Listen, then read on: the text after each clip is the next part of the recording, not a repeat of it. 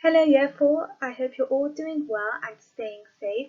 Now we're going to be starting our new topic in English on non-chronological reports. So I want you to get your pencils and your papers and write down the long date, Monday 8th of June 2020, and the LI to identify features of a non-chronological report. Excellent. So I assume that we've all heard of chronological in our lessons. Now, can you remember what that means? Pause and have a think. Chronological means when we order events in accordance with the time sequence in which they occurred in. So, what do you think non-chronological would mean? Pause and have a think. Non-chronological would mean that it's not written in any time order. So let's go through this in more detail. What is a non-chronological report? A non-chronological report is a piece of non-fiction writing that provides the reader with factual information about a chosen topic. The information provided in the report is not in any certain order, so individuals can use the reading techniques such as scanning and skim reading to find out the information they need. So what do we mean when we say non-fiction? Pause and have a think. When we say non-fiction, we mean writing which is talking about real events and facts rather than invented stories. So fiction writing is invented stories. So the writer is using their imagination to write stories. So can you think of any fiction pieces of writing, any books that you're reading right now? So for example, Harry Potter is a piece of fiction writing because J.K. Rowling has used her imagination to create a story. So what pieces of non-fiction writing do you know that contains real facts and talks about real events? Have a think. Excellent. So, and scanning and skim reading. So because a non-chronological report isn't written in any certain order, you can read it by scanning and skimming, such as you can go through the subheadings and think, oh, I want to read about this section. So, for example, if the topic is on animals and their body parts and you just want to know about their arms, so you'll just go through the subheading which talks about the arms of that particular animal, and you can read all about that instead of reading the whole report. Features of a non-chronological report: heading, introduction, subheadings, diagrams and images, captions, paragraphs, factual information, conclusion, and columns. So a non-chronological report will have these features. Now, they won't always have all of these features. These are just the main common features that these reports have. So they won't have every single one of them, but they will have most of it. So do bear that in mind. So in introduction, we'll talk about what the report is about, so that as a reader, we know what we're going to be reading about. And the main information is facts about your topic, and it's written in present tense, so you have to imagine that it is happening now, and pictures and diagrams help us as a reader visualize what the topic is talking about. So what does it look like? Now, we've gone through subheadings before, so do you recall what we mean when we say subheadings? And we've also gone through writing in the third person. When you write in the third person, what do we use? Pause and have a think. So subheadings separate our information. So just as we previously discussed, if the report was talking about animal body parts and it was talking about a specific body part, your subheadings can have head, legs, arms, or tail, and you can just go through those subheadings. You don't need to go through each one of them if you don't want to. If you just want to know about the tail, for example, you could just go through tail and read that subheading because your report isn't in any time order. And remember, when we talk about third person, we use specific pronouns such as he, she, and it. And what pronoun do we not use when we're writing in third person? Pause and have a think. We don't use I. Well done if you record that information. So our report always has to have a purpose. So our report doesn't need to be read in any order, just as we mentioned. And our report aims to give us information on a topic, and it's also written to give other people information on a specific topic. So it's useful for studying things that we don't know a lot about. There's paragraphs, and as we mentioned, introduction, main body and final paragraph, and the features. Do you recall the features that was mentioned? Pause and have a think, and you can write down those features. So now, in your own words, can you give the definition of a non-chronological report to your adult? Well done, and can you write that as well? Well done. So, a non-chronological report is a text which isn't written in a specific time order. They are normally non-fiction texts which give information on a subject or event without referring to the order in which things happen. Now, can you think of any non-chronological reports that we have recently studied? So we've studied newspaper reports, and that is a non-chronological report. So there are several different kinds of non-chronological report. These include information leaflet, instructions, newspaper report or magazine article, formal letter, and non-fiction book. So over here with these images, can you tell me which one is the newspaper report? Over here. And which one is a formal letter? This one. And which one is a non-fiction book? Over here. Non-fiction book about animal body parts. Heading. The heading of a non-chronological report is often found at the top of the report. This informs the reader what the report is about. So over here, hammerhead sharks and mosques. This is the heading, and it will be at the top of the report. So with the hammerhead sharks, we'll know that the report is all about the hammerhead sharks. And mosques, we'll know that the report will be all about mosques. Introduction. The introduction tells the reader about what they will be reading about.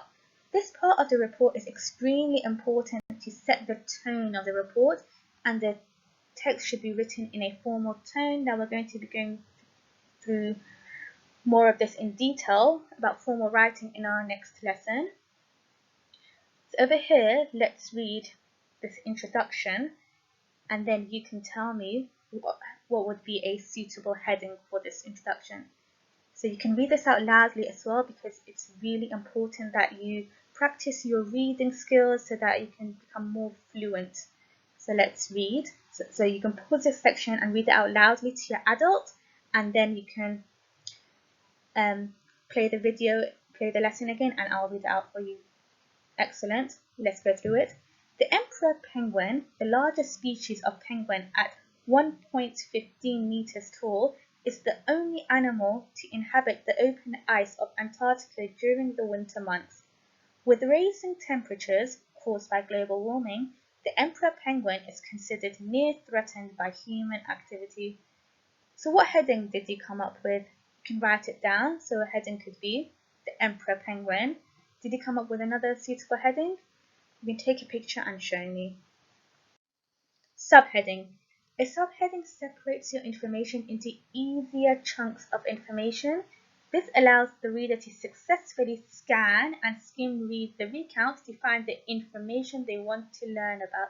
So as we previously mentioned about animal body parts, if you're looking for a specific body part that you want to learn about, instead of reading the whole report, you can just go straight to that information, because they'll be under subheadings. So that's why subheadings are very important.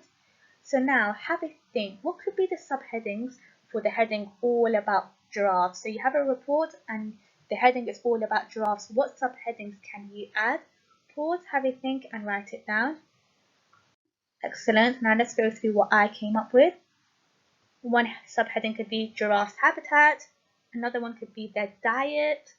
That diet means what they eat. Another one could be fun facts about giraffes. And another one could be what do they look like? So, did you come up with any other subheadings? I would love to see them, so definitely take a picture and show me.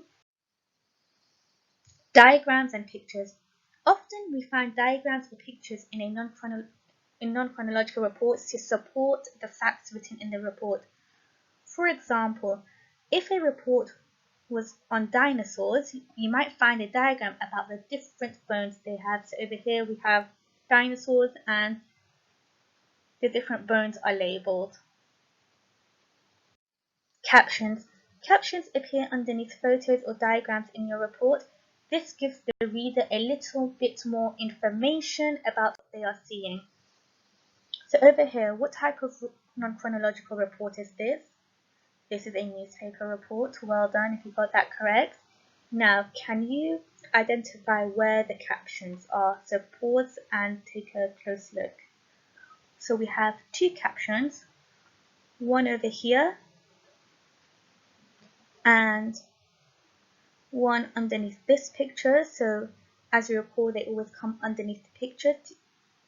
Now I'm just going to show you the captions zoomed just so that you can read it. So the first one, Gianna Marie Honore Bryant sits on the shoulders of her father Kobe as they attend a US-China soccer match in 2014. So over here this caption is giving us more information about what the picture is about, because if you see the picture, as a reader you won't know what's happening in the picture. That's why a caption is useful, to give us that extra information. And in the second caption underneath the picture, people gather around a memorial for Kobe Bryant on Sunday in Los Angeles. Now it's your turn. So have a go with writing captions for the photos below. So pause this section and write down the captions that you would give these images. Excellent. And lastly, the conclusion. At the end of the report is a paragraph summarizing everything that has been spoken about in the report as a whole. It is often the last thing the reader reads. Therefore, often the author leaves the reader with the final message that they want to give over. So we have a report over here. Now let's label the key features that we discussed. So we have the heading, which is werewolves. We have the introduction over here in red. Werewolves, often known as lycanthropes, are mythical or folkloric humans with the ability to shapeshift into a hybrid wolf-like creature. They are generally found in Europe and date from the medieval period. The legend of the werewolf developed in parallel to the belief in witches and is still evident in popular culture today. So that was the introduction, and we have our subheadings. We have 1, 2, 3, 4 subheadings. 1, how dangerous are they? 2, modern culture. 3, appearance. And 4, shape-shifting ability. And now we have the main information over here in the blue box. Often perceived as a threat throughout history, werewolves generally prey on any living thing. However, they particularly target children. Werewolves attack in a variety of ways. The Scandinavian werewolf is known to possess poison-coated claws. This creature uses its gaze to paralyze its victims, which enables the final blow to be delivered with devastating accuracy. Some werewolves are known to target the graves of their victims, digging up bodies to consume to satisfy their cravings. And we have our pictures and diagrams over here.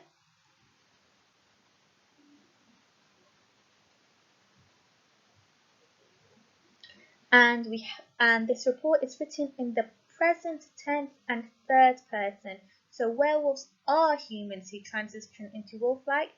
Are, that's present tense. Werewolves are, there's a lot of are in this report that shows us that it's in present tense. And a werewolf is. And third person because it is werewolves, the name of a person or a group, as you recall from our previous lesson on writing in third person. Excellent. Now this is your turn. So for your task, I want you to label the key features of this non-chronological report. This report will be uploaded on our Year 4 online learning platform so that you can access it and read it. Now, if you can't print it out, that's absolutely fine. You could just open the document and read it out. Now, label it. And are there any key features that this report doesn't have? Because remember, as we previously discussed, not all reports will have all of the features. So you can write that down as well if you notice any features that are not present here. So your first task, label the key features of this non-chronological report. This is a shark fact file. And once you've done that, I want you to answer some comprehension questions on the report. This will also be uploaded on our online learning platform. Now you have to remember to answer your questions in full sentences. So for example, question 3, when it asks how long have sharks lived in our oceans, it's not enough to, for example, say like 50 years. That's not the answer, but it's just an example. You have to read the report to find out what the answer was. You have to answer, sharks have lived in our oceans for, and then write down however many years they've lived in our oceans. It's really essential that you start practicing writing in full sentences, because if someone sees your answer and it's just one worded answer, they won't know what you're answering. So when you write in full sentences, the reader should know what the question was asking. So you have these 2 tasks to do. And once you've done that, you can take a picture and email your work to year4@grange.harrow.sch.uk. Well done, everyone.